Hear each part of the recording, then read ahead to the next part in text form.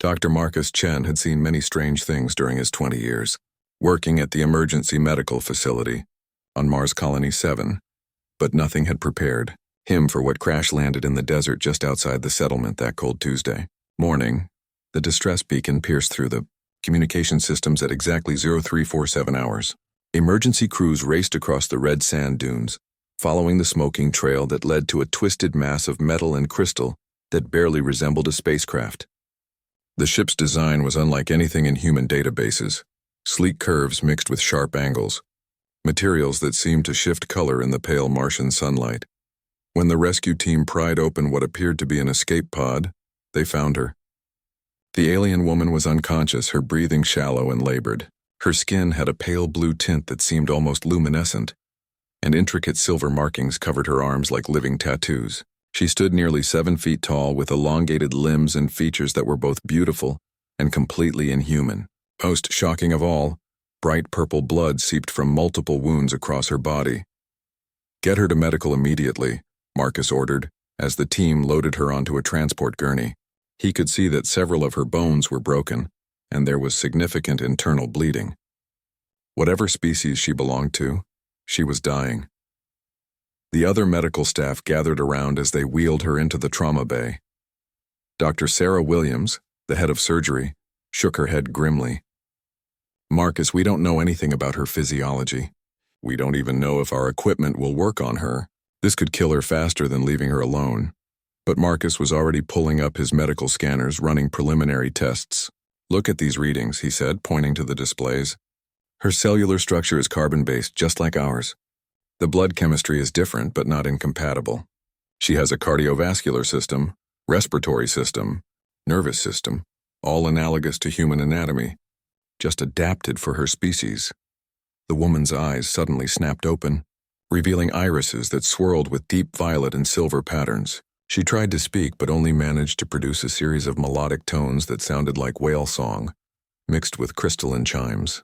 Her gaze darted frantically around the room, taking in the human faces staring down at her. Marcus could see the terror in her eyes. She was alone, injured, surrounded by aliens. From her perspective, they were the monsters. He slowly raised his hands in what he hoped was a universal gesture of peace. "Easy," he said in a calm, soothing voice. "We're not going to hurt you. We want to help." The alien woman's breathing became even more rapid and shallow. Her body temperature was dropping quickly, and the purple blood was flowing more freely from her wounds. Marcus knew they had minutes, maybe less, before she went into shock and died. "I'm going to try to stabilize her," Marcus announced to his team. "Sarah, prepare the surgical suite. If we can stop the internal bleeding, we might be able to keep her alive long enough to figure out proper treatment." "Are you insane?" Dr. Williams snapped. "We have no idea what we're dealing with. Her biochemistry could be completely toxic to us.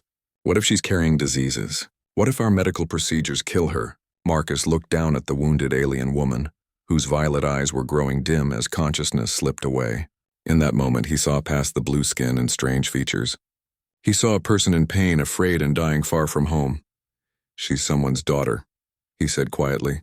"Maybe someone's wife, mother, sister. If it were one of us crashed on an alien world, wouldn't we want them to try?" The alien woman's hand suddenly reached out and grasped Marcus's wrist with surprising strength. Her touch was warm despite her falling body temperature. She spoke again in those musical tones, but this time Marcus heard something different in the sounds. Desperation, pleading. "She's asking for help," he realized. "I don't understand her words, but I understand what she needs." Dr. Williams sighed heavily. "Fine. But this is against every protocol we have. If the colonial administration finds out we treated an unknown alien without proper quarantine procedures, we could all lose our licenses." "Then we better make sure she lives," Marcus replied, already moving the gurney toward the surgical suite. "Because if she dies, none of those protocols will matter anyway." As they prepared for surgery, Marcus noticed something remarkable about the alien woman's wounds. Despite their severity, the edges were beginning to show signs of accelerated healing. Her species apparently had some form of enhanced regenerative capability, but it wasn't enough to save her from the massive trauma she had sustained in the crash. The surgical suite filled with the strange, sweet scent of her purple blood as Marcus began working to repair the internal damage. Every cut he made, every suture he placed was educated guesswork, based on his knowledge of human anatomy and the scanner readings he had taken. Hours passed in intense concentration. The alien woman's vital signs fluctuated wildly as her body fought to stay alive. Several times Marcus thought he had lost her, only to see the faint pulse return on his monitors. As dawn broke over the Martian landscape, casting the medical facility in pale orange light, the alien woman's eyes opened again. This time they focused clearly on Marcus's face. She studied him for a long moment, those swirling violet irises taking in every detail. Then she did something that surprised everyone in the room. She smiled. It was unmistakably a smile, despite her alien features. Her lips curved upward in an expression that needed no translation across the barriers of species and language. Marcus smiled back, exhaustion and relief washing over him. "Welcome to Mars," he said softly. "You're safe now." 3 days had passed since the alien woman arrived at the medical facility. Dr. Marcus Chen spent every available moment studying her physiology and trying to communicate with her. He had set up a cot in the corner of her room, refusing to leave for more than a few hours at a time.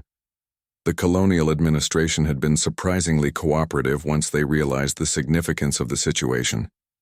First contact protocols were being rewritten daily. As they gathered more information about their unexpected patient, security teams maintained a discreet perimeter around the medical facility. But Marcus had insisted that the alien woman not be treated as a prisoner.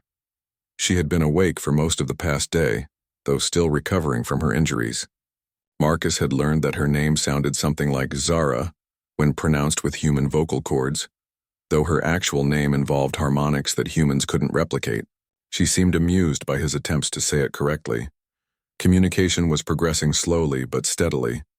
Zara appeared to be remarkably intelligent, quickly picking up basic human gestures and even a few simple English words. She had drawn star charts on paper tablets, showing Marcus where she had come from, a system nearly 40 light-years away, that human.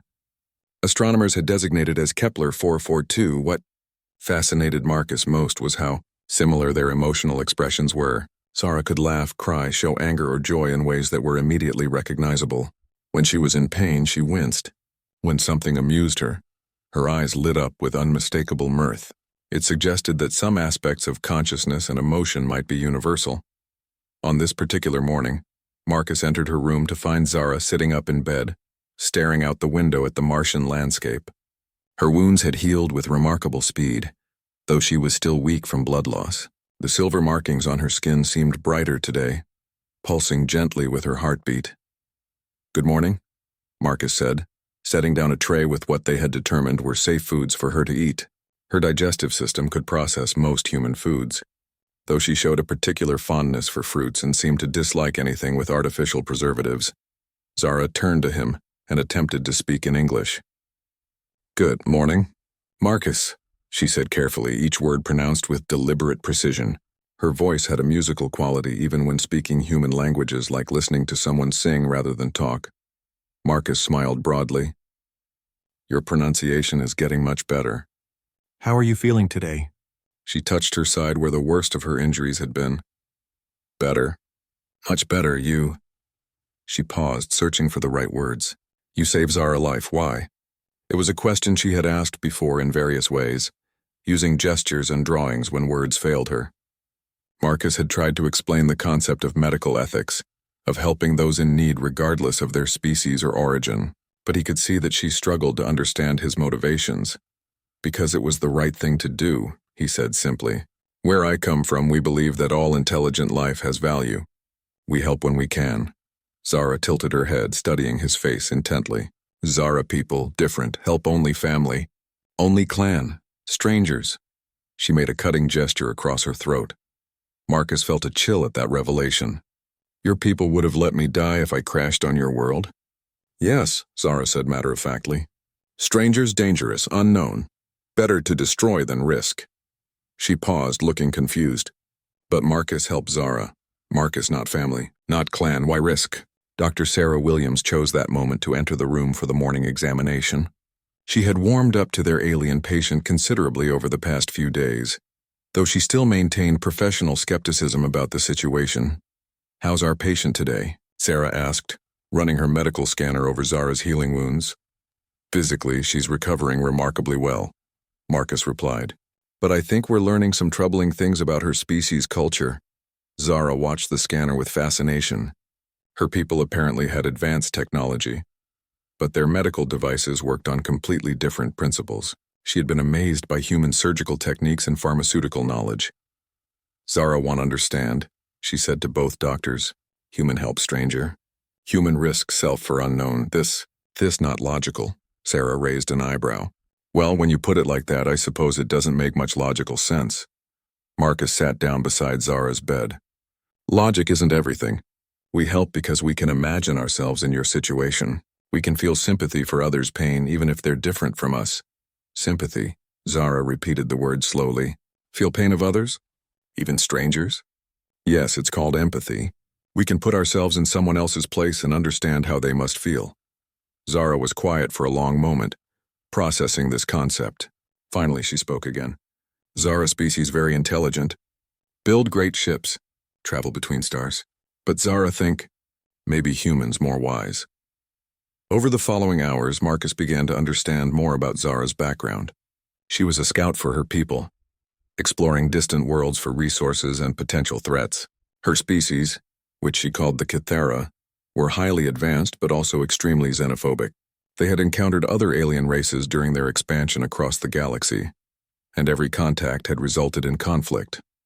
Other species always try hurt Kythera, Zara explained. Take our worlds. Steal our technology. So Kythera learn, trust no one. Kill before being killed. Marcus felt deeply saddened by this revelation. But you crashed here by accident. You weren't trying to hurt anyone. No, Zara agreed. Ship malfunction. Emergency landing. Zara expect human kill Zara quick instead. She gestured around the medical facility. Instead human heal. Human care. Human show kindness. The word kindness seemed to have particular significance for her. She had asked Marcus to repeat it several times, trying to understand its full meaning in human culture. Zara people have word for kindness only within family, she explained. No word for kindness to stranger. Concept not exist. Marcus realized they were dealing with something far more profound than just first contact with an alien species. They were potentially changing the worldview of an entire galactic civilization. Will you tell your people about what happened here? Marcus asked. Zara looked uncertain. Kythera leaders not believe. Think Zara infected by human ideas. Think Zara weak for not escaping, not fighting. But you'll try? She nodded slowly. Yes, Zara try. Because Marcus shows Zara new way. Show that stranger can be friend. That different not mean enemy. Sarah had been listening to the conversation with growing amazement. Do you realize what this means, Marcus? If her people could learn to trust, to cooperate instead of fighting, it could change everything. Marcus understood the implications. Humanity was still a relatively young spacefaring species. If they could establish peaceful relations with an advanced race like the Kythera, it could accelerate human development by centuries. But more importantly, it might prevent future conflicts and save countless lives. The question is, Marcus said thoughtfully, how do we prove to her people that cooperation is possible? How do we show them that kindness isn't weakness? Zara smiled sadly. That very difficult question. Kythera fear change, fear showing weakness to enemies. Then we'll just have to show them that making friends is actually a kind of strength, Marcus replied. By the end of the first week, Zara had recovered enough to walk around the medical facility with assistance. Marcus had become her constant companion, both as her doctor and as an unofficial cultural ambassador. Every day brought new revelations about the vast differences between human and Kythera societies. The colonial government had finally decided to make Zara's presence public, though they carefully controlled the information released to prevent panic. The news that humanity had made first contact with an advanced alien species spread across Earth and all the colonies within days. Scientists, linguists, and diplomats were already preparing to travel to Mars to meet with her. Marcus found Zara in the facility's small garden, a greenhouse that provided fresh vegetables and a touch of green in the red Martian landscape. She was kneeling beside a tomato plant, gently touching its leaves with a look of wonder on her face. Beautiful, she said as Marcus approached. On Kythera homeworld, no plants like this. Only food grown in laboratories. You don't have natural agriculture on your world? Zara shook her head. Long ago, yes. But Kythera people change everything. Control everything. Make more efficient. She paused, watching a small spider crawl across a leaf. But lose beauty, lose wonder. Marcus sat down beside her on the garden bench. Is that why you became a scout? To see new things? Yes, she admitted. Zara always curious about unknown. But Kethera culture say curiosity dangerous. Say exploration only for finding threats, resources. Not for, she struggled with the English word, not for joy. They sat in comfortable silence for a while, watching the artificial sunset filter through the greenhouse panels. Marcus had grown genuinely fond of Zara during their time together. Her childlike wonder at human customs and her sharp intelligence made every conversation fascinating. Marcus, Zara said eventually. Zara must tell you something. Soon Kethera ships come looking for Zara. Marcus felt a chill run down his spine. How soon? Maybe days. Maybe weeks. Zara ships send distress signal before crash. When Zara not report back, they send rescue mission. She looked at him with concern. Rescue mission, also war mission. If they think humans hurt Zara, they'll attack? Marcus finished. Yes, Kethera always assume hostile intent. Better to destroy potential threat than risk compromise. Marcus stood up quickly. We need to tell the colonial authorities. They need to prepare defenses. No, Zara said firmly, grasping his arm. Human defenses not stop Kethera ships. Technology too advanced. Only hope is... She paused, considering her words carefully. Only hope is Zara convince them. Show them humans not enemy. Over the next few days, the small Mars colony transformed into a hub of frantic activity. Earth's greatest minds arrived on emergency transport ships.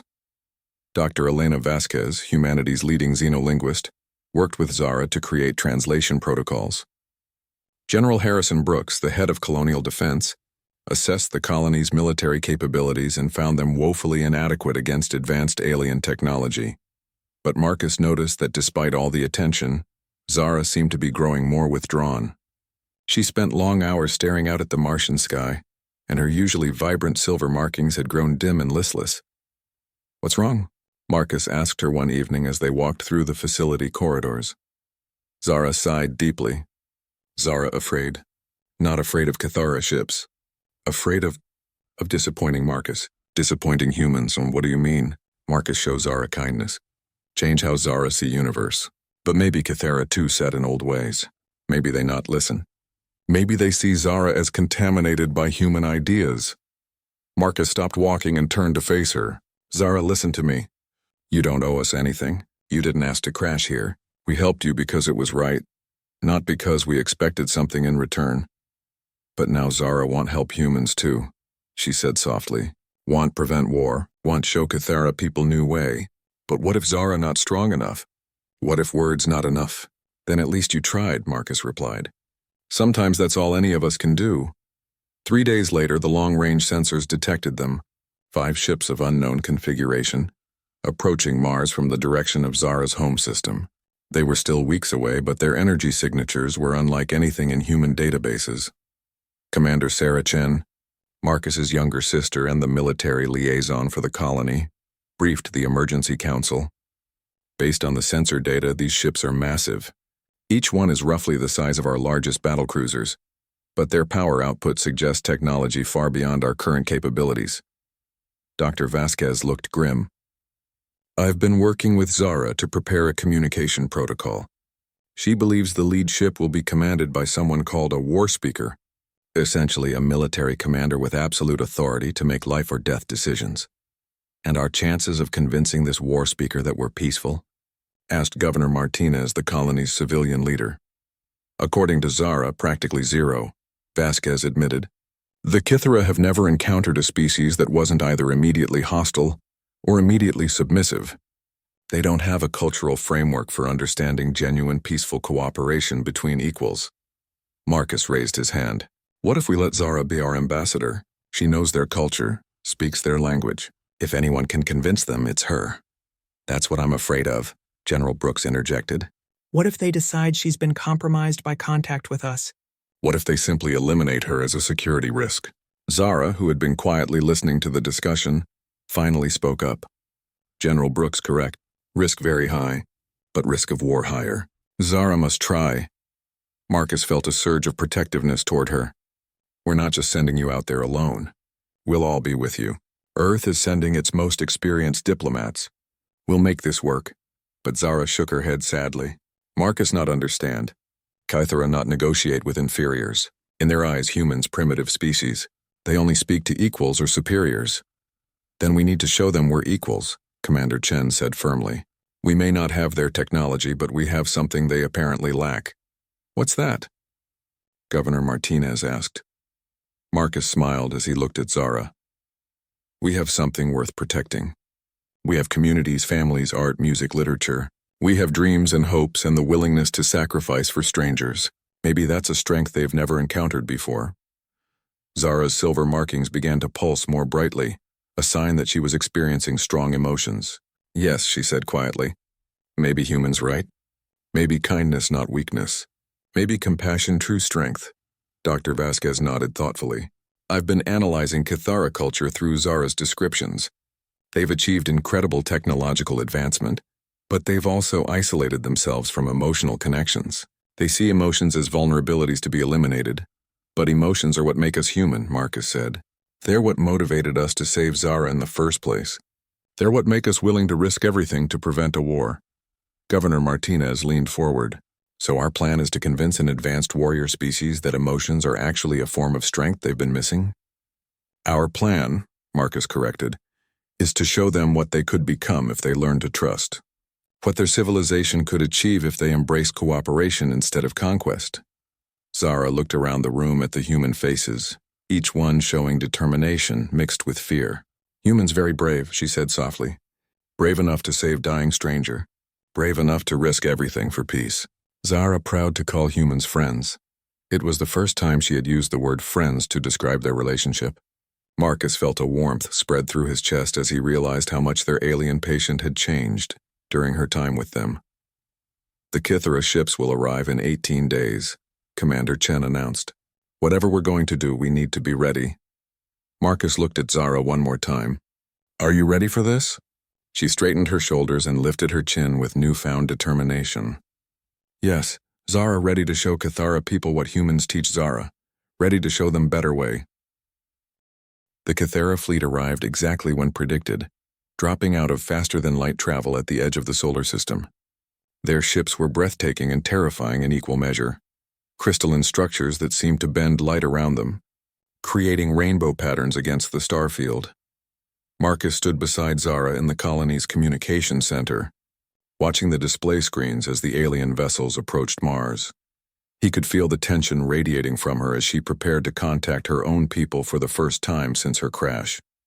Remember, Dr. Vasquez said, adjusting the translation equipment one final time, we need to establish your status first.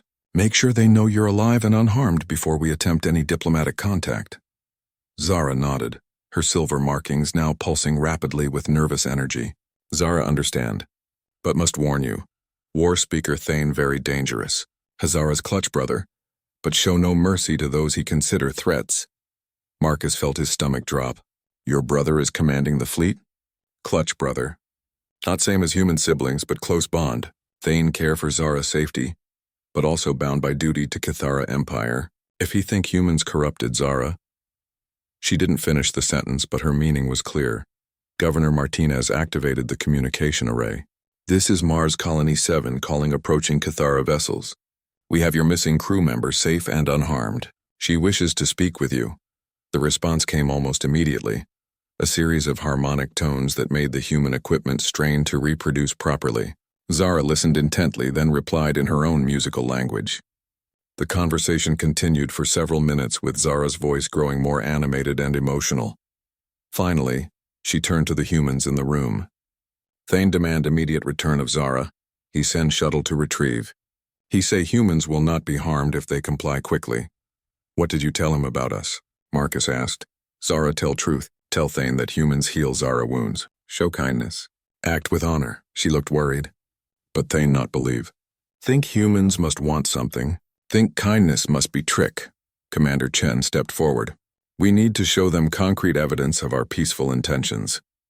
What would convince your people that we're not a threat? Zara considered this carefully. Kythera understands strength, honor, sacrifice. They not understand charity or compassion, but... She paused, her eyes lighting up with an idea. Maybe Zara show them new kind of strength. Strength that come from unity, cooperation. Dr. Vasquez looked intrigued. What do you mean? In Kythera culture, individual always expendable for good of empire. But here Zara see different. See humans risk much to save single life. See colony work together, not from fear but from choice. Her markings began to pulse more brightly. Maybe this human strength. Maybe this what Kythera need learn.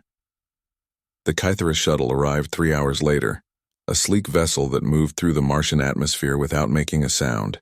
It landed in the colony's central plaza, and a ramp extended from its crystalline hull. 2 Kythera warriors emerged, both taller than Zara, and covered in what appeared to be living armor that shifted and flowed around their bodies. Their faces were hidden behind elaborate masks that projected holographic displays, making them appear both magnificent and intimidating. The larger of the 2 warriors approached the human delegation with measured steps. When he spoke, his voice was deeper than Zara's but carried the same musical quality. I'm War Speaker Thane of the 7th Expansion Fleet. I come to retrieve Scout Zara and assess the threat level of this species. Marcus stepped forward, trying to project calm confidence despite his racing heart. I am Dr. Marcus Chen. I was the physician who treated Zara's injuries after her crash. We're honored to meet you. Thane's mask flickered with what might have been surprise. You are the human who touched Kythera blood? Who performed surgery on alien physiology? Yes. She was badly injured and would have died without immediate medical attention. And what did you demand in exchange for this service? Thane asked suspiciously. Marcus blinked in confusion. Demand? Nothing. She needed help, so we helped her. The silence that followed was profound. Thane stood completely still for nearly 30 seconds, his mask cycling through different patterns as if he was processing incomprehensible data. Finally, he spoke again. You expect me to believe you risked contamination? Expended resources and violated your own protocols for no gain whatsoever? That's correct, Governor Martinez interjected. Dr. Chen and his team saved your scout's life because it was the right thing to do. Zara moved to stand between the humans and her clutch brother. When she spoke in their musical language, her voice carried a passionate intensity that needed no translation. She gestured toward Marcus and the other humans, her markings flashing in rapid sequences that seemed to emphasize her points.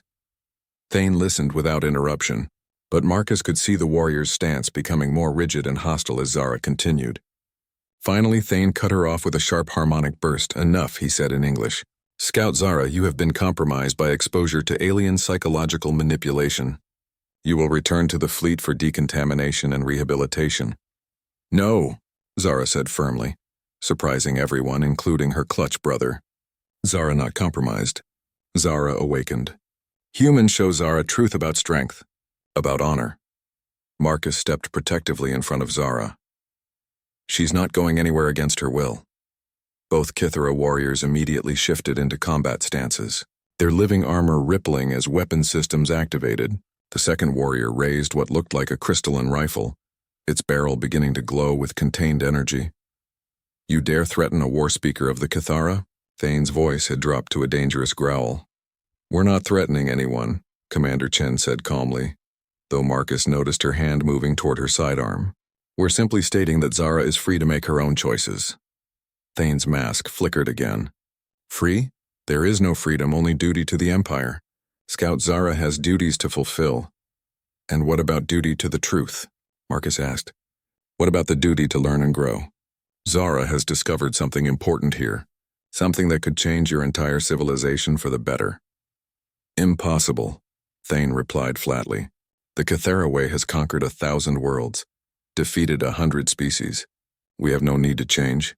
Zara moved to stand beside Marcus, her head held high. Thane, look around you. See what humans build, not through conquest but through cooperation. They have families, art, music, dreams. They create beauty, not just efficiency. Weakness, Thane spat. Emotional contamination. Then why, Marcus said quietly, are their colonies thriving while your people live in isolation? Why do they explore the galaxy with wonder instead of fear? Why did they save the life of a total stranger without expecting anything in return? For the first time since his arrival, Thane seemed uncertain. His mask's display patterns became erratic, cycling through configurations rapidly as if he was struggling to process conflicting information. War Speaker Thane, Dr. Vasquez said formally. "We would like to invite you to observe our colony for one solar day.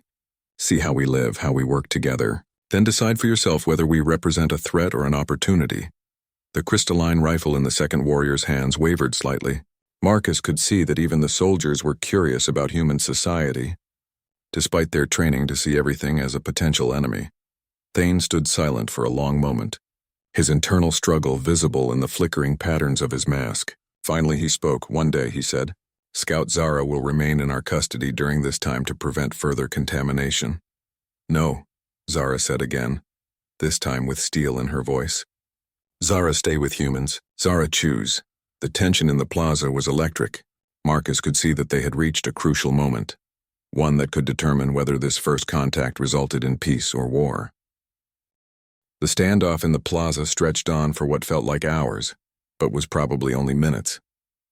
Thane's warrior companion kept his crystalline weapon trained on the human delegation, while the war speaker himself seemed locked in internal conflict. Marcus could see the wheels turning behind Thane's ornate mask. The Kythera leader was clearly struggling to process a situation his culture had never prepared him for. A subordinate openly defying orders not out of fear or treachery, but out of genuine conviction. "Zara," Thane said finally, his voice carrying a note of pain beneath the authority. "You forced me to choose between duty and blood bond. This is not the way." "No, Thane," Zara replied gently. "Zara forced you to choose between old way and better way, between fear and hope." Dr. Vasquez stepped forward carefully, her hands visible and empty. "War Speaker Thane, may I suggest a compromise? You said you would observe our colony for one day.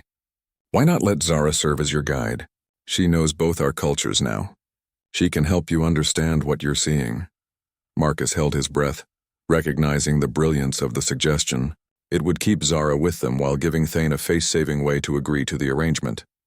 Thane's mask flickered through several patterns before stabilizing. "Scout Zara would remain under my direct authority during this observation period." "Of course," Governor Martinez agreed quickly. "She would be your cultural liaison." The second warrior lowered his weapon slightly, though he kept it at ready position. Marcus could see that the soldier was as curious as his commander about what they might learn from observing human society. "Very well," Thane said. "We will observe. But know this, humans. If we detect any deception, any attempt to manipulate or subvert Kythera personnel, the response will be swift and final." Commander Chen nodded grimly. "Understood. We have nothing to hide." Over the following hours, Marcus found himself serving as an unofficial tour guide alongside Zara and Dr. Vasquez. They showed Thane and his warrior through the colony's various facilities, the hydroponic gardens, the research laboratories, the schools, the recreational areas. What fascinated Marcus was watching Thane's reactions to seemingly mundane aspects of human life. The war speaker was clearly puzzled by the colony's art gallery, staring for long minutes at paintings and sculptures that served no practical purpose. "Why do you create these objects?" Thane asked, gesturing at a landscape painting of Earth's mountains. "Because they're beautiful," Marcus replied. "Because they remind us of home, or help us imagine new possibilities. But they serve no function. They do not increase efficiency or military capability." Zara spoke up beside him. "They serve function of soul, Thane. They feed part of spirit that Kythera forget exist." Thane's mask flickered, but he said nothing.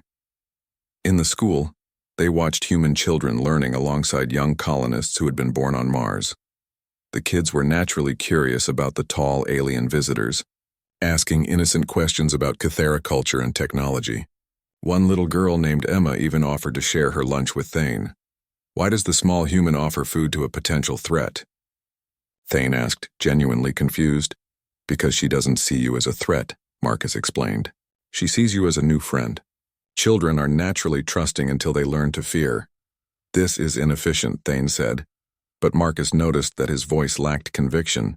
"Such trust makes them vulnerable to exploitation. It also makes them open to wonder and growth," Dr. Vasquez added. "Fear closes minds. Trust opens them." The real revelation came when they visited the colony's medical facility. Marcus showed Thane through the emergency room where Zara had been treated, explaining the procedures they had used to save her life. "You had no knowledge of Kythera physiology," Thane observed, "yet you attempted dangerous surgical intervention anyway." The alternative was letting her die, Marcus said simply. That wasn't acceptable. Even though failure might have resulted in your punishment or exile from your community, Marcus looked at Thane in surprise. Of course not. My colleagues supported the decision to help her. Some were concerned about the risks, but no one thought I was wrong to try. Thane stood quietly for several minutes processing this information. Finally, he turned to his warrior companion and spoke rapidly in their musical language. The soldier's weapon finally powered down completely as he responded with what sounded like agreement. Warrior Kesh asks why humans do not fear consequences of failure, Thane translated. In Cathara society, failed risk-taking is punished severely to maintain discipline. Because progress requires risk, Commander Chen explained. If we punished every failure, people would stop trying new things. They'd stop growing, stop learning. That evening, the colony organized an informal gathering in the central plaza. It wasn't planned as a formal diplomatic event. Just humans going about their normal social activities, while their alien guests observed. Marcus watched as Thane studied the interactions around him with the intensity of a scholar examining a new form of mathematics. Families shared meals together. Couples held hands. Friends laughed at shared jokes. Children played games that had no winners or losers, just pure joy in movement and imagination. Zara, Thane said quietly in English, explain to me what I'm seeing. Zara smiled, her silver markings pulsing with warm light. You see community, Thane. You see beings who choose to care for each other not because they must, but because they want to. And this makes them stronger? Yes, Marcus interjected. When people work together by choice, when they trust each other, they can accomplish things that no individual could manage alone. They take care of each other's weaknesses and amplify each other's strengths. A group of children ran past, chasing a ball in some elaborate game that seemed to involve more laughter than actual rules. One of them tripped and scraped his knee. Immediately, the other children stopped their game to help him up, checking to see if he was hurt. Among the Kithara, Thane said slowly, the injured child would be expected to continue or withdraw from the activity. The others would not stop their pursuit of victory to provide assistance. Then Kithara children mischance to learn most important lesson, Zara said softly. They miss learning that sometimes caring for others is more important than winning.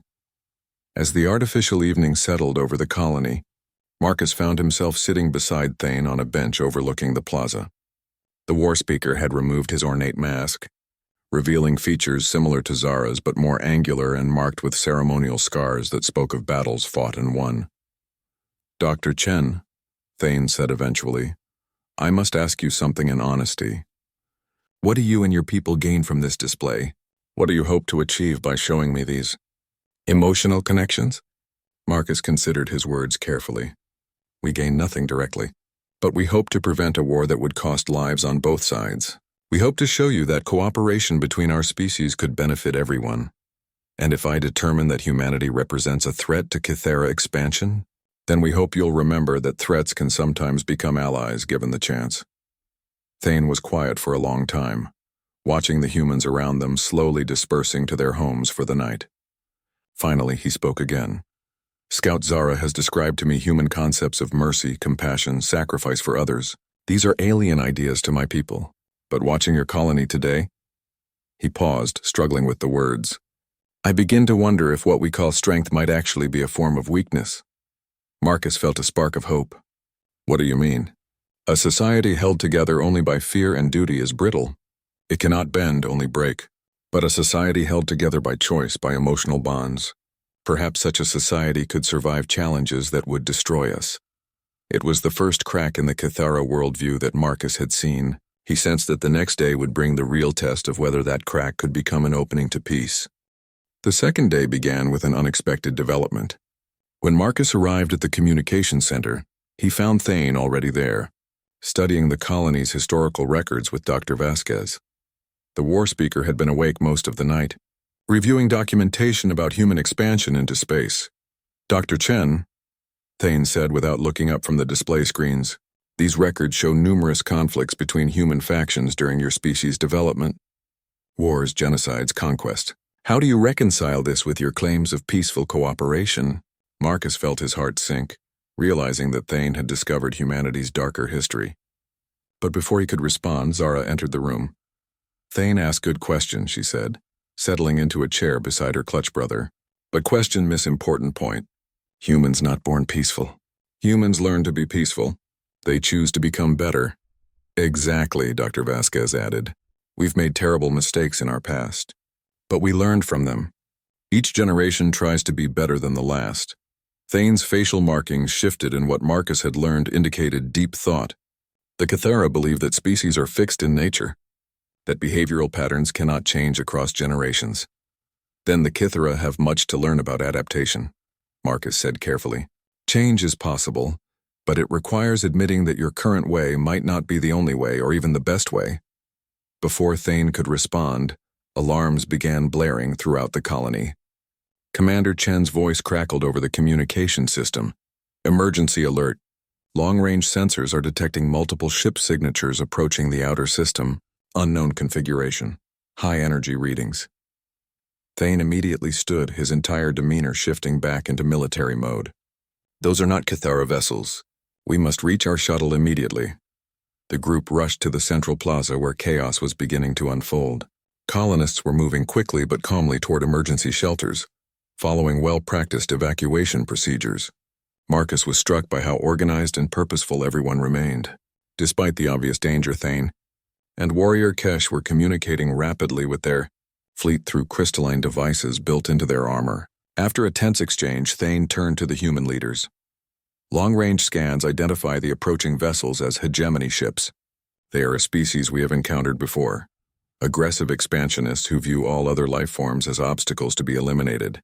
Governor Martinez paled. How many ships? 12 battle cruisers and support vessels. They will arrive within hours. Thane's voice was grim. Your colony cannot withstand such an assault.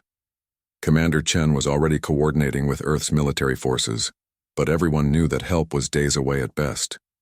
How advanced is their technology compared to yours?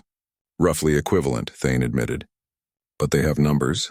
My fleet consists of 5 ships. And terrible silence fell over the group as the implications sank in. Marcus watched as fear and determination warred in the faces around him. Then little Emma, the girl who had offered to share her lunch with Thane, tugged on her mother's sleeve. Mommy, why don't the nice aliens help us fight the bad aliens? Her innocent question hung in the air like a challenge. Marcus saw Thane's expression change as he looked down at the child who had shown him such simple kindness just the day before. Child, Thane said slowly. The Cathara do not fight for other species. We fight only for the Empire. But we're friends now, Emma said with the absolute certainty that only children possess. Friends help friends. Zara knelt down to Emma's level. Yes, little one. Friends do help friends, but sometimes grown-ups forget how to be friends. Thane stood frozen for a long moment, his internal struggle visible on his unmarked features. Finally, he turned to Warrior Kesh and spoke rapidly in their musical language. Kesh responded with what sounded like shocked protests. But Thane's reply was firm and final. War Speaker Thane to Kithara Fleet, he said into his communication device, switching to English so the humans could understand. We will coordinate with human defense forces to repel the hegemony assault. The response from his own ships was immediate and clearly negative, angry harmonic bursts that needed no translation. Thane listened calmly, then replied in a tone that brooked no argument. I have made my decision, he said finally in English. The humans have shown honor and courage. They saved the life of one of our own when they had no obligation to do so. We will return that honor. Commander Chen stepped forward. What can your ships do against 12 hegemony vessels? Alone? We would likely be destroyed, Thane admitted. But working together with your defensive platforms and fleet units, he paused, calculating. Perhaps we can make the cost too high for them to continue. The next few hours were a whirlwind of activity. Human and Kithara engineers worked side by side to integrate their defensive systems. The language barriers were overcome through necessity and the universal mathematics of physics and warfare. Marcus found himself in the unusual position of serving as a medical coordinator between species. If there were to be casualties, and there certainly would be, both humans and Kithara would need treatment. Zara worked tirelessly beside him, teaching human medics about Kithara physiology while learning advanced human trauma procedures. Zara, Marcus said during a brief break in preparations, what your brother is doing. This is going to change everything for your people, isn't it? She nodded solemnly. Thane risk everything. If we survive battle, Kithara High Command may declare him traitor. Strip him of rank, exile him? Then why is he doing it? Zara's silver markings pulsed with warm light as she smiled. Because Marcus and humans teach Thane something new. Teach him that some things worth more than following orders. Some things worth risking everything for. And what's that? Love, she said simply. Love for friends. Love for what is right. Love for possibility of better future. The battle began at dusk. From the colony's observation deck, Marcus watched the distant flashes of light as human and Kithara ships engaged the hegemony fleet in the space between Mars and Jupiter. The crystalline beauty of the Kithara vessels contrasted sharply with the angular brutality of their human allies. But they moved together with surprising coordination. Emma stood beside him, her small hand gripping his as explosions bloomed like deadly flowers among the stars. Are our friends winning? She asked quietly. Marcus didn't know how to answer that. The battle was too distant, too complex for him to understand its flow. But then Zara joined them, her face grim but determined. Friends fighting together, she said. Win or lose, they fight as one. The battle lasted through the night. When morning came, the surviving ships limped back to Mars. 3 human vessels were lost, along with 2 Kithara ships. But the hegemony fleet had been driven off, their losses too severe to continue the assault. Thane returned to the colony with his arm in a crystalline medical brace, his living armor scarred from battle damage. But his eyes held a light that Marcus hadn't seen before. War Speaker, Governor Martinez said formally. On behalf of the human colonies, we thank you. Your actions saved countless lives. Thane looked around at the faces surrounding him, human and Kithara alike. No, he said slowly. Your actions saved us all. You showed us that there is strength in unity. Strength in caring for others. Strength in choosing to trust instead of fear. Little Emma broke free from her mother's grasp and ran to Thane, wrapping her small arms around his legs in a fierce hug. I told you friends help friends, she said proudly. Thane knelt down and gently returned the embrace, his scarred face showing emotions that Kithara warriors were supposedly incapable of feeling. Yes, small friend. You did tell me that, and you were right. Marcus watched as Zara moved to stand beside her clutch brother. What happens now? He asked. Now, Thane said, standing with Emma still clinging to his hand. I return to the Kithara High Command to face judgment, but I also carry with me something they have never seen before. What's that? Thane smiled, an expression that transformed his entire face. Hope. Hope that our species can learn to be more than conquerors. Hope that we can learn to be friends. As the Kithara ships prepared to depart, Zara made an announcement that surprised everyone. She would be staying on Mars as the first official Kithara ambassador to humanity. Her injuries had brought her here by accident, but she was choosing to remain by design. Humans save Zara life, she told the assembled crowd. But more than that, humans save Zara soul. Show her new way to live, new way to see universe. Now Zara want help build bridge between peoples. Marcus felt tears running down his cheeks as he realized what she was saying. The wounded alien woman who had crashed in the Martian desert would become the foundation of a new age of cooperation between species. Will we see you again? Emma asked Thane as he prepared to board his shuttle. Yes, little friend, he promised. Kithara and humans will meet again, but next time we meet as allies.